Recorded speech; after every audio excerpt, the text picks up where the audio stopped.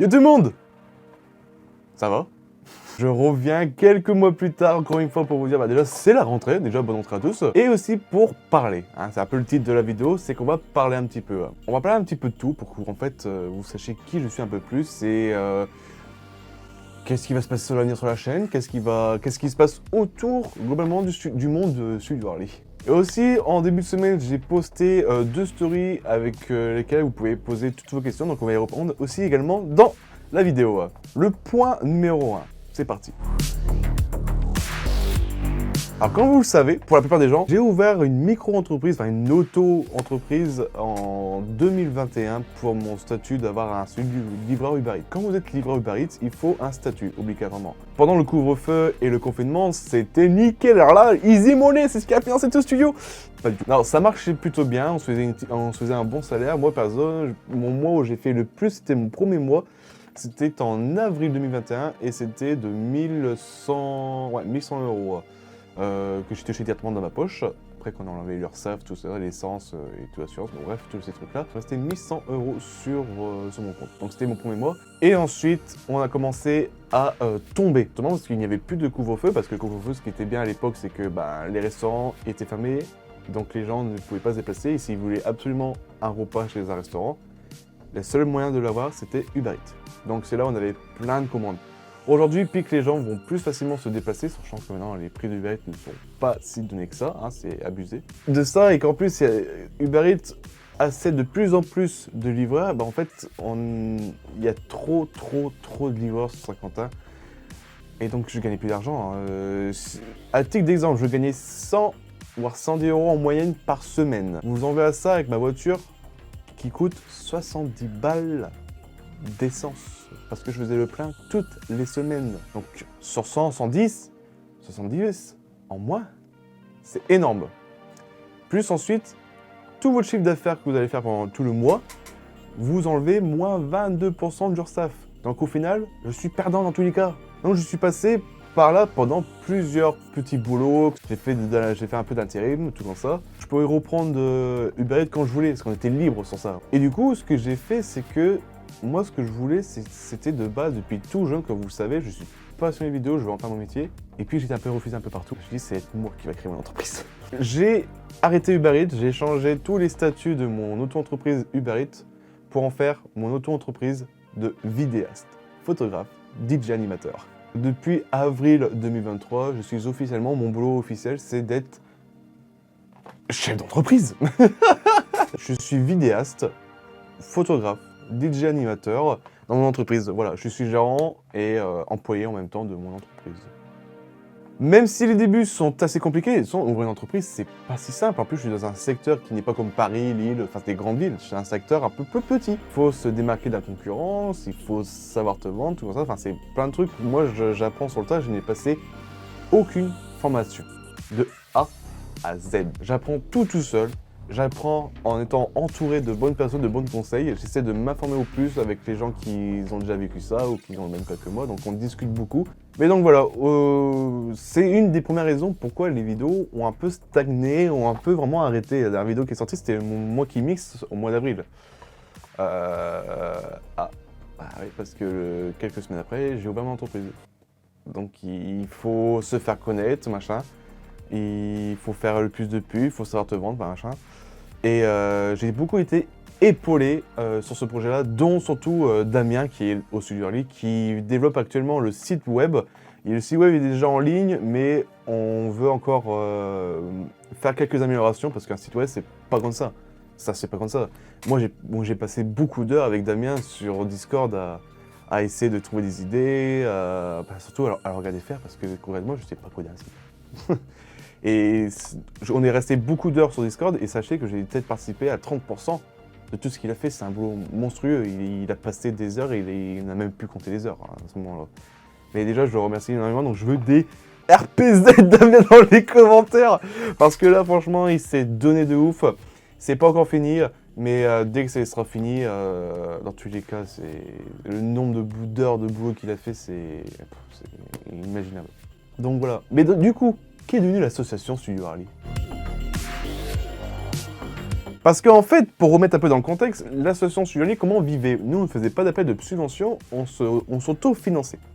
Dans le sens où tous les contrats vidéo ou vidéastes ou comme ça qu'on était appelés ont été financés comme ça. Donc c'est pour ça qu'on arrivait à financer l'association et que l'association finançait des projets. Puis qu'aujourd'hui, l'entreprise a repris tous ses contrats, tous ses secteurs d'activité, il n'y a plus de vidéos dans l'association, il n'y a que de l'événementiel. Et beaucoup de membres de l'équipe maintenant ont eu un boulot, ça faut pas l'oublier.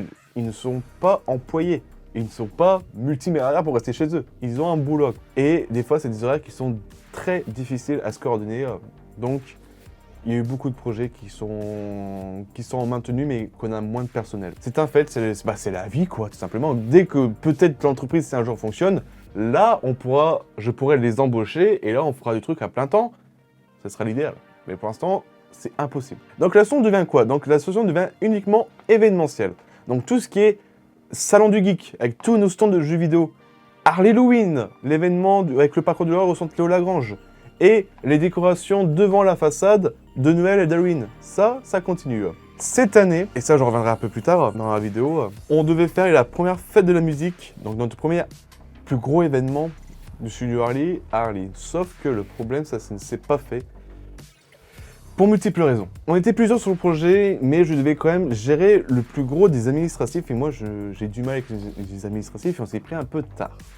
Donc du coup, le fait qu'on s'est pris un peu tard, qu'on n'arrivait pas à trouver des sponsors, parce que ça coûte une blinde, un événement, type sonorisé, ou enfin là, ce qu'on parle sur... c'est une fête de la musique. On peut juste mettre une scène et des artistes locaux. C'est pas ce que je veux. C'est d'avoir une scène, mais type festival, c'est-à-dire plusieurs activités, des food trucks, une magnifique scène, une scénographie sur tout le long et des artistes locaux. C'est ça le vrai truc, c'est se démarquer. Pourquoi aller à cette fête de la musique, à celui-là d'Harley et pas un autre? Parce que entre guillemets, c'est une fête de la musique festival, entre guillemets. C'est vrai que le festival c'est beaucoup plus grand. Là, c'est juste qu'on fait du festival, mais à l'échelle d'une fête de la musique. Donc on l'a reporté cette fête de musique à l'année prochaine, donc on espère que ça se fasse. Depuis tout à l'heure, je vous dis des 10 indices comme ça, et on va parler un peu de ma vie perso. Et dans ma vie perso, je suis passé sur plusieurs phases. Dans le sens où, là je vais moins regarder la caméra, pour moi aujourd'hui je m'en sors plus grand. J'ai vécu beaucoup de problèmes quand tout le monde peut en vivre en vrai. Tout le monde peut en vivre de ces trucs-là, mais c'est mes choix que j'ai faits avec des conséquences qu'il fallait oser. Je vais tout vous dire. Pour certains, vous le savez, je suis actuellement dans une maison où j'ai grandi dans cette maison. Vous avez pu même aussi grandir avec nous, parce que pour ceux qui nous suivent depuis très longtemps, c'est pas la première fois que vous voyez cette maison-là. C'est là où on fait les décorations, c'est là qu'on fait les courts-métrages depuis des années. Vous la connaissez quasiment par cœur, la maison. On la voit dans tous les angles. Et cette maison appartenait à mon père. Mon père, en fin 2021, est décédé. C'est pour ça qu'il y a eu une longue période sans vidéo, parce que c'est un deuil, hein, c'est perdre son père. Moi, je sais qu'il y en a certains qui, leur relation avec leur père n'est pas bien, n'est pas ouf, ou machin, on peut le connaître. Pour moi, mon père était un héros, enfin, à mes yeux, c'était mon héros, et le fait de l'avoir perdu, ça fait très mal. J'étais très attaché à mon père, on se voyait quasiment tous les jours, enfin, il y avait une vraie complicité, ça.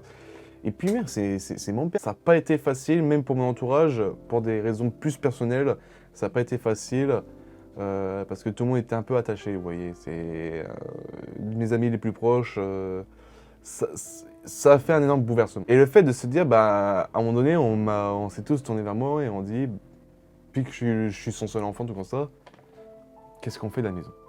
Qu'est-ce qu'on en fait? Et pour moi, c'était impossible de dire au revoir à cette maison. Je ne voyais pas. Certes, waouh, il y a une mentalité qui te dira, si tu revends cette maison, tu vas te faire plein de pognon et tu pourras investir. Et t'as mon côté où je dis, non, moi je ne vois pas comme ça la vie. Moi, je n'aime pas voir la vie avec des chiffres. Ça m'insupporte. Ça m'insupporte dans le sens où tout s'achète, en fait. Si tout s'achète, il faut pas oublier que l'argent, c'est un truc qui est soit numérique sur votre téléphone, soit en papier. Honnêtement, le papier au téléphone n'a pas de valeur. Donc, c'est une mentalité qui est différente, mais l'argent, je trouve ça tellement nul, mais à la fois importante, parce que ça l'est important. Mais c'est la valeur que ça donne qui est naze. Et j'aime pas cette mentalité, ça concerne plus peut-être pour la maison, parce que c'est le cas de se dire, ouais, tu vas te faire plus de pognon. Mon père est mort, j'ai grandi dedans. Ça, et donc il y a cette époque où j'étais avec ma copine et j'ai dit, on va avoir une maison. Est-ce que tu es prête ou quoi ça? Donc on a investi beaucoup d'argent pour rénover cette maison, parce qu'on voulait la rénover pour changer un peu l'aspect comme elle était, pour pas trop que ça fasse chez mon père et chez nous. Faut plus que ce soit plus chez nous et qu'avant c'était mon père. Enfin, c'est un cas différent, enfin, c'est deux choses différentes. Il faut qu'on se sente bien chez nous et qu'on se sente pas chez quelqu'un d'autre. C'est surtout ça. Et moi à l'époque j'étais aussi que statut Uber Eats. Et Uber Eats ne m'apportait pas d'argent. Et j'arrivais pas à trouver de boulot. Donc c'était dur. C'était dur de vivre à payer sans avoir d'argent. Donc je remercie beaucoup ma mère qui a toujours été derrière moi pour m'aider financièrement dès que ça n'allait pas, mais c'est pas non plus Crésus, donc des fois on ne pouvait pas. Aujourd'hui c'est encore compliqué, mais on s'en sent mieux. Donc voilà, il faut se reconstruire. Donc tout ça c'est une grosse pression, hein. Vous vivez pendant tout le temps chez vos parents et du jour au lendemain tu as une maison, en fait tu deviens adulte du jour au lendemain. Et des fois là-dedans ça pète un câble. Donc moi en début d'année, j'allais pas bien du tout. Honnêtement, j'allais pas bien du tout et je me rendais même pas compte, c'est plutôt mon entourage qui m'a alerté de comment j'étais. Ça se voyait que j'étais plus comme avant, quoi. Et j'ai décidé d'aller voir un psy, lui en parler, tout comme ça, sauf que bon, là, ça s'est mal passé. Et en tout cas, j'étais content parce que j'avais peur que je tombe dans la dépression. Finalement, c'est pas une forme de dépression que j'ai faite. On ne sait même pas ce que j'ai fait, honnêtement. Même moi, je ne sais pas. Je pense plus que c'était une lourde responsabilité que j'ai prise et que j'avais du mal à m'en sortir. J'aurais fait le schéma classique d'avoir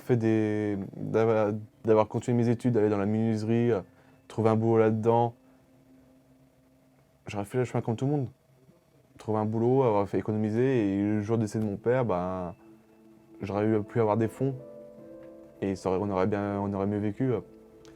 Mais ça n'a pas été le cas. Moi, j'ai toujours voulu vivre ma passion, sans études, parce que j'ai tout appris tout seul. J'ai fait d'autres études, mais qui n'ont rien à voir. Je ne veux pas faire de boulot qui ne me plaît pas. Et c'est très rare ici.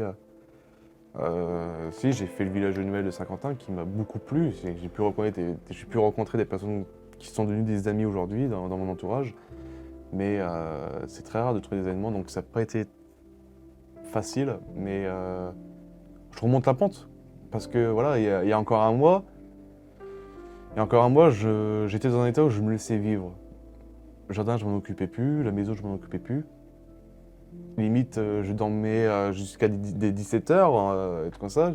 J'arrivais à peine au moins à prendre ma douche. M'alimenter, c'était n'importe quoi. Ouais, c'était parti un peu loin cette histoire. Donc, j'ai décidé de rejoindre ma copine en vacances pendant une semaine pour me changer un peu d'air. Et c'est ce qui m'a mis un peu une claque dans la gueule en mode, tu vois, il faut se réveiller. C'est de rentrer, tu vois les projets de plein d'autres personnes, tu dis, j'en ai marre de vivre comme je vis aujourd'hui. Et j'ai envie de vivre, en fait, c'est tout con, j'ai envie de vivre. Et vivre, il y a cette putain de son de cloche qui arrive au fond qui s'appelle l'argent, qui revient. Et donc du coup, c'est pour ça que je veux me mettre à fond dedans et essayer de faire quelque chose avec. Donc voilà. Mais sinon, je suis content, je suis heureux. Hein. Vraiment, c'est pour ça que j'ai jamais, quand j'étais voir un psy, c'était pour ça déjà que j'étais vraiment déprimé. Apparemment non. C'était plus des moments très durs et quand ça n'allait pas. Mais aujourd'hui, je m'estime d'être heureux. Peut-être pas à 100%, mais je suis heureux de vivre. C'est con, hein. Je suis heureux d'à mon âge, d'avoir créé une association, d'avoir fait des événements, d'être ouvert une entreprise, de vivre ce que je veux être, avoir une maison. J'ai que 22 ans, les gars. Bon, bientôt 23, j'ai que 22 ans. Je suis heureux un peu de mon parcours quand même. Juste que j'aurais voulu que ça se passe différemment au niveau argent. C'est tout. Après le moment de dépression, nous allons passer à la partie vidéo. Et on va prendre quelques commentaires, enfin quelques questions que j'ai eues par vous. Nous avons Dodo, je t'ai reconnu avec ta photo de profil. Bonjour Dorian, la presse du 02. Est-ce que vos amis seront dans vos vidéos? Oui. Et pourquoi mes amis? Parce que j'ai pas envie de fitter, déjà je ne connais pas d'autres youtubeurs qui accepteraient faire des vidéos avec moi. Et que je connais pas assez. Moi, le truc, moi, il me faut une histoire de feeling. Dans le sens où je ne veux pas fitter pour faire du buzz. Je veux fitter parce que je veux passer un bon moment avec la personne avec qui je fitte. C'est ça qui est important. Et c'est pour ça que je trouve que être avec tes amis, ton feeling est déjà créé, vous avez déjà plein d'histoires. Et pour moi, je trouve que j'ai des amis qui sont quand même drôles. C'est un peu drôle, donc je dis ça peut être génial. Et donc c'est pour ça que les vidéos que vous allez voir, donc je vous annonce aujourd'hui officiellement les vidéos hebdomadaires sont de retour pour cette rentrée. Une vidéo tous les vendredis à 17h30. On ne change pas ça, on reste sur ce même créneau horaire. Et je suis content parce que je passais des bons moments en vidéo avec eux. J'ai plein de trucs qui vont arriver pour octobre et je vous en parle juste après pour octobre. Mais sinon, oui, mes amis, c'est avec eux que je fit pour l'instant parce que j'ai pas d'autres youtubeurs qui veulent accepter faire une vidéo avec moi et que le feeling passe. Voilà. On a Sensia21. Oh, mon dieu, pas elle. Je voulais juste te dire que Kimi, elle est vraiment très drôle. C'est pour ça que Kimi, en fait, c'est une personne que j'apprécie beaucoup. C'est une personne que j'ai rencontrée pendant le village de Noël et qui est devenue une pote très très proche. Et que on s'entend beaucoup. En fait, on a quasiment le même humour. Et donc, on s'entend bien. Vous l'avez pu voir sur le nombre de lives qu'on a fait depuis l'année. Elle a fait beaucoup de lives avec nous. On se fait chier mutuellement. Enfin, c'est juste du bonheur comme avoir une relation comme ça. C'est tellement drôle. Et je lui dis, si en live, c'est nickel. En événementiel, ça me passe nickel. Pourquoi pas en vidéo? Donc, elle fait partie des vidéos et elle en fait beaucoup avec nous. Et donc, oui, c'est assez drôle. Lucas, est-ce qu'il y aura le retour des courts-métrages sur la chaîne YouTube Studio Harley? Alors celle-là, ça fait plusieurs fois qu'on nous la pose, peut-être pas en écrit, mais qu'on rencontre des gens de la rue ou même des fois en commentaire. Les courts-métrages, il n'y a aucun court-métrage qui est sorti depuis octobre 2021. Bon, vous le savez un petit peu pourquoi, parce que avec ce que je vous ai raconté auparavant. Mais c'est vrai que ça me manque un petit peu de faire des courts-métrages d'horreur, tout comme ça. Donc c'est pour ça que on y bosse dessus. Il y a des courts-métrages qu'on est en train de travailler dessus. On espère que le court-métrage qu'on a déjà commencé à tourner va pouvoir se terminer à temps pour la fin d'année. On l'espère vraiment pour la fin d'année qu'il y a un court-métrage qui sort. Et ça me fait plaisir parce que c'est un projet qui est annulé avant le Covid, donc c'était en 2019. Par contre, j'ai jamais arrêté de tourner des courts-métrages. Pourquoi? Parce que depuis longtemps, depuis décembre 2022, j'ai collaboré avec Néhémie, qui a sa propre chaîne YouTube. C'est l'histoire 2. Je vous invite à aller voir, les vidéos sont en train de sortir pendant tout cet été. C'est des histoires, c'est des petits courts-métrages à thématique qui parlent de tout, des sujets un peu tabous, tout comme ça. Donc franchement, je vous invite à aller les voir parce que chaque thématique, quelqu'un peut se sentir concerné. Et là, on va arriver à la dernière partie digitale, les lives. Oui, les lives, au mois de décembre, on en faisait du lundi au jeudi. Tous les jours, quasiment. Et là, c'est estampé. Parce qu'il y a beaucoup de trucs à faire à côté. J'ai beaucoup moins de temps, les copains ont beaucoup moins de temps, donc on verra la rentrée. Je ne pense pas, je pense peut-être fin d'année ou en début d'année l'année prochaine qu'on va peut-être reprendre des lives. Je ne sais pas, honnêtement, si je lance un live, je lance un live, voilà. Mais ça c'est rare. Et sinon, n'hésitez pas à nous suivre sur Twitch. Et en dernière partie, l'événementiel. Alors l'événementiel, qu'est-ce que j'ai à vous dire? Eh ben l'événementiel, je peux vous annoncer aujourd'hui, déjà. On se retrouvera le 31 octobre 2023 pour notre événement Harley'Halloween. Notre parcours de l'horreur, notre premier petit salon, enfin notre petit événement, voilà, où vous passez toute la journée d'Halloween avec nous, et que vous avez le grand parcours de l'horreur, tout comme ça. Et quelques jours avant, vous aurez aussi un autre parcours de l'horreur qui est pas trop loin d'ici de Saint-Quentin, mais tout ça, vous serez très vite informés sur d'autres vidéos. Et sinon, comme d'habitude, on bosse bientôt sur le projet d'Halloween. Nous sommes en plein dedans en ce moment, on est en train de faire toutes les demandes, tous les projets, on est en train de tout travailler dessus. Donc la décoration qui va être là pendant un mois devant la maison va être installée. Donc comme tous les ans, pareil pour Noël, c'est pareil, c'est validé. C'est validé par la prod. Et donc beaucoup pour Halloween, puis que beaucoup de gens se sont abonnés. Et je vous remercie énormément je ne pensais pas qu'il y avait une telle hype sur la chaîne YouTube pour le Halloween. Et donc on va vous le rendre. C'est pour ça que pendant tout le mois d'octobre, chaque vendredi, vous avez une nouvelle vidéo d'horreur. Voilà, c'est une vidéo à thématique Halloween et horreur. On est en train de tout peaufiner, tout écrire, blablabla, tout machin, tout organiser. Et je suis très content de vous annoncer que ça va se faire. Je me suis plus ouvert à vous. Je sais que j'ai beaucoup bégayé, je sais que je me suis mal exprimé sur certains sujets. Parce que je ne l'ai pas écrit. J'ai vu en freestyle, je me suis juste pris quelques notes pour vous dire qu'est-ce qu'il ne faut pas que j'oublie. Mais voilà, je vous ai dit la plupart des choses que j'avais à cœur et que j'ai envie de vous partager. Et j'attendais surtout le moment d'être prêt pour vous le partager. Mais sinon, je vous dis à vendredi prochain pour une nouvelle vidéo. C'est un vlog. Donc, un vlog, c'est avec toute l'équipe. Pendant un événement où on fait des conneries. Pour moi, c'est les meilleurs. Je vous dis merci de me suivre.